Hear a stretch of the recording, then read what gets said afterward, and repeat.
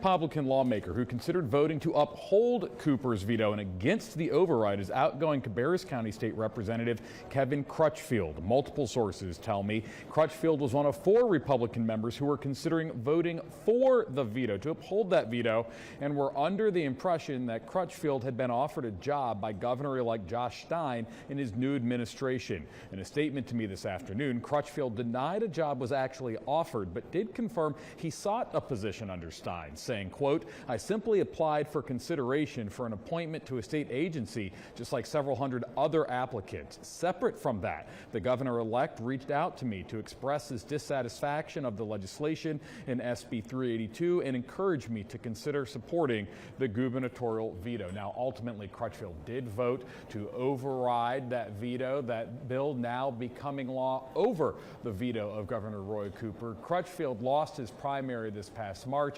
This is his last month in office. Again, though, that veto override, meaning that bill with those controversial provisions stripping some more power away from the North Carolina governor, becoming law with that vote this evening. For now, reporting live at the General Assembly in Raleigh, Nick Oxner, WBTV, on your side.